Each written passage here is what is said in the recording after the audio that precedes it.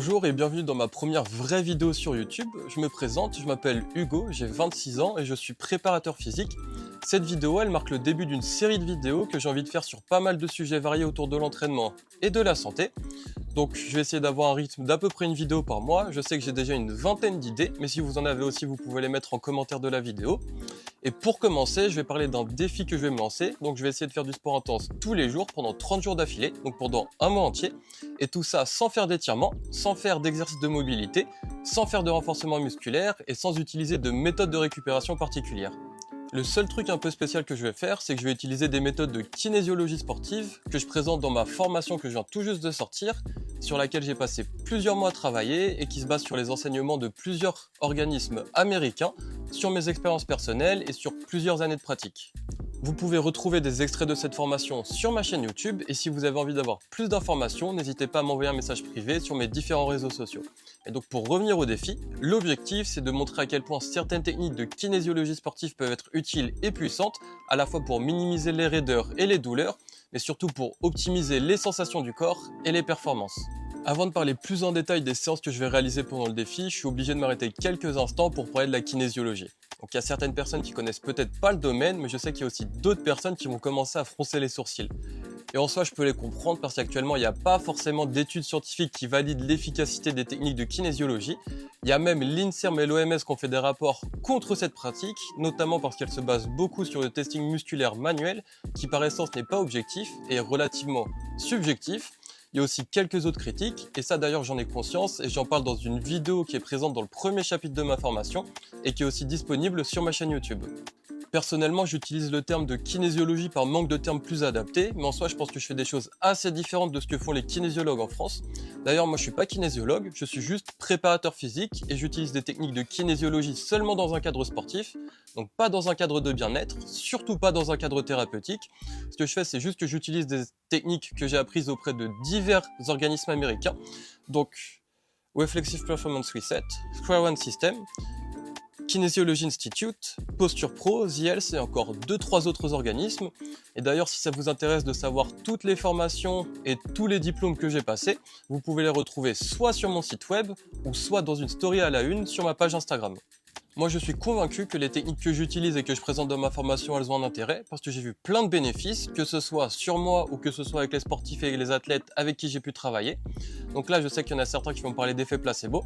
Encore une fois, je peux comprendre, mais forcément, je vais pas être d'accord. Et dans tous les cas, moi, je vais surtout m'intéresser aux résultats que je peux obtenir avec mes techniques. Donc par exemple, le fait de pouvoir faire du sport avec intensité tous les jours pendant un mois, sans utiliser de méthodes plus classiques, et c'est d'ailleurs ce que je vais essayer de vous montrer avec ce défi. Si jamais certaines personnes doutent de l'intérêt de la kinésiologie et du fait que je ne fasse rien à côté, pour moi en fait c'est déjà un exploit en soi de pouvoir faire du sport avec intensité tous les jours pendant un mois entier. Donc si jamais je faisais des étirements, de la mobilité ou du renforcement musculaire à côté, je le montrerais parce que pour moi c'est ça qui est intéressant. En fait c'est de montrer ce qui permet de vraiment limiter les raideurs et les douleurs et ce qui permet de toujours se sentir bien dans son corps. Donc pour moi j'ai aucun intérêt à montrer autre chose que la réalité. Maintenant, on va pouvoir s'intéresser un peu plus spécifiquement à mon entraînement et au contenu des séances que je vais réaliser pendant ce défi. Donc quand je parle de faire du sport intense, je parle surtout de faire du sport intense pour le bas du corps. Parce que dans un sens, ça serait un petit peu trop facile d'alterner le haut et le bas entre chaque séance. Du coup, moi ce que je vais montrer, c'est que c'est possible de faire du sport intense pour le bas du corps tous les jours, juste en utilisant certaines techniques pour prendre soin de son corps entre les séances. En plus, je pense que je vais réaliser la plupart de mes séances en extérieur, sur des surfaces dures, parce que je pense faire beaucoup de basket pendant ces 30 jours. Pour la simple et bonne raison qu'en fait c'est l'activité avec laquelle je prends le plus de plaisir quand je m'entraîne tout seul.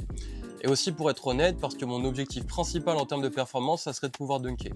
Donc j'y suis pas encore, va falloir que je travaille encore pas mal, mais au moins ça me permet d'avoir un objectif de performance dans mon entraînement, sachant que mon objectif plus global, c'est juste de pouvoir faire du sport ou de pouvoir avoir une activité physique tous les jours en faisant juste des choses qui me plaisent. Au niveau du basket, je vais avoir plusieurs types de séances. Donc soit je vais avoir des séances très athlétiques avec beaucoup de sauts, aussi un peu d'accélération et de décélération, à chaque fois avec ballon. Soit je vais avoir des séances un peu plus orientées skills, donc avec du travail de dribble, et ensuite avec des moves et de la finition ou du tir. Ou soit je peux avoir des séances avec des exercices de tir un peu plus classiques. Et à côté, en fonction de la météo et en fonction de mon humeur, je vais aussi faire des séances de sprint et d'accélération, des exercices de saut d'agilité et d'vivacité, et pourquoi pas de temps en temps quelques exercices pour le haut du corps.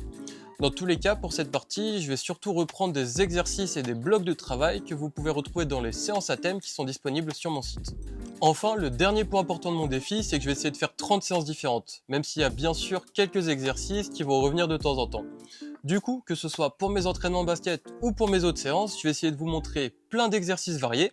Donc regardez bien toutes les vidéos que je vais poster parce qu'il y a sûrement pas mal de choses que vous allez avoir envie de tester de votre côté. Pour terminer, avant de vous laisser, j'ai une dernière information à vous donner. Donc en soi, le défi, je suis pas forcément sûr d'y arriver parce qu'on sait jamais ce qui peut se passer. Mais ce que je sais, c'est que je fais du sport intense quasiment tous les jours depuis un peu plus de 3 mois.